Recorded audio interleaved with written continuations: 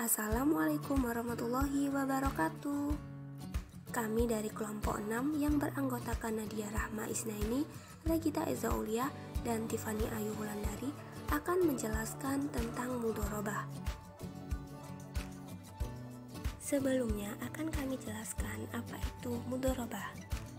Jadi, mudhorobah merupakan akad kerjasama antara bank selaku pemilik dana atau sohibul mal dengan nasabah atau mudhorib yang mempunyai keahlian untuk mengelola suatu usaha yang produktif dan halal. Selanjutnya, mudhorobah memiliki 4 rukun utama. Yang pertama yaitu pelaku. Maksud pelaku di sini yaitu sohibul mal sebagai pemilik dana dan mudhorib sebagai pengelola usaha. Rukun yang kedua yaitu objek.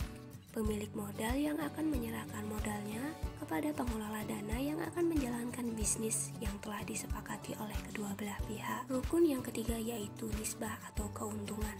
Pemilik modal mendapatkan imbalan atas penanaman modalnya dan pengelola dana mendapatkan imbalan atas kinerjanya menjalankan usaha. Dan rukun mudhorobah yang terakhir yaitu ijab dan qabul berupa persetujuan dari kedua belah pihak. Selanjutnya akan kami terangkan tentang syarat-syarat sah mudhorobah. Syarat yang pertama yaitu modal atau barang yang diserahkan itu berbentuk uang tunai. Selanjutnya yaitu melafazkan ijab dari pemilik modal dan kabul dari pengelola.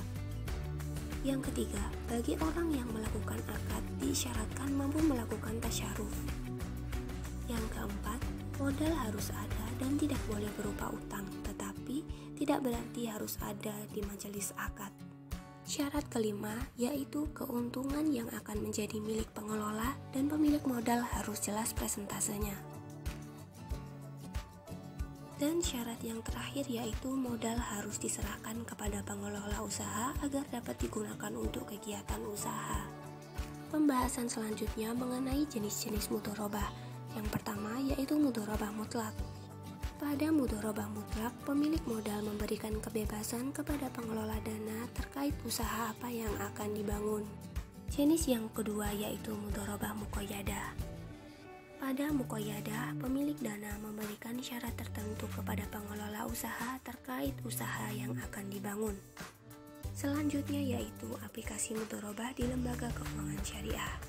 Pengaplikasian tersebut antara lain asuransi syariah, pegadaian syariah, dan mudhorobah menjadi tidak sah atau batal karena sebab berikut ini. Yang pertama yaitu tidak terpenuhinya syarat sah mudhorobah.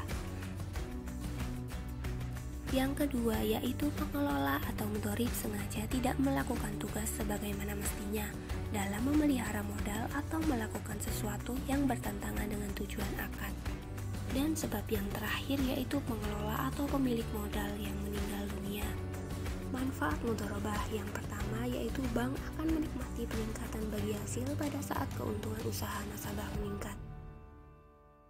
Dan manfaat yang selanjutnya yaitu bank tidak berkewajiban membayar bagi hasil kepada nasabah pendanaan secara tetap, tetapi disesuaikan dengan pendapatan atau hasil usaha bank sehingga bank tidak akan mengalami negatif spread.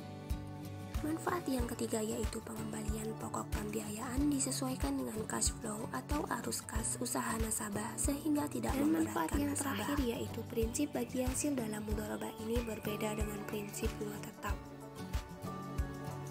di mana bank akan menagih penerima pembiayaan nasabah satu jumlah bunga tetap berapapun keuntungan yang dihasilkan oleh nasabah, sekalipun merugi dan terjadi krisis ekonomi. Selanjutnya adalah aplikasi mudhorobah pada perbankan syariah.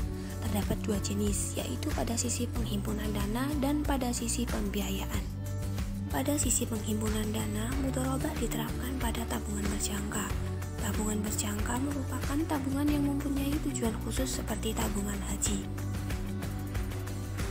Yang kedua merupakan deposito berjangka, merupakan rekening bank berbunga yang memiliki tanggal jatuh tempo yang telah ditentukan sebelumnya.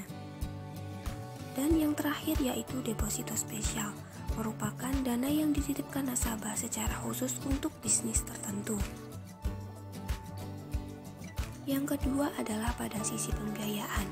Pembiayaan mudhorobah diterapkan dengan alasan yang pertama untuk pembiayaan modal kerja, baik modal kerja perdagangan maupun jasa. Yang selanjutnya yaitu investasi khusus. Dalam hal ini disebut juga mudharabah muqayyadah, yang mana sumber dana khusus dengan penyaluran khusus dengan syarat yang telah ditetapkan. Dan pembahasan selanjutnya yaitu mengenai dasar hukum mudharabah. Terdapat pada Quran Surat Al-Jum'ah ayat 10 dan As-Sunnah hadis yang diriwayatkan oleh Imam Malik. Adapun hikmah dari mudharabah yang dikehendaki adalah mengangkat kehinaan, kefakiran, dan kemiskinan masyarakat, juga mewujudkan rasa cinta kasih dan saling menyayangi antar sesama manusia. Seseorang yang berharta mau bergabung dengan orang yang pandai memperdagangkan harta dari harta yang dipinjami oleh orang kaya tersebut. Sekian penjelasan dari kelompok 6 tentang mudharabah. Kurang lebihnya mohon dimaafkan. Wassalamualaikum warahmatullahi wabarakatuh.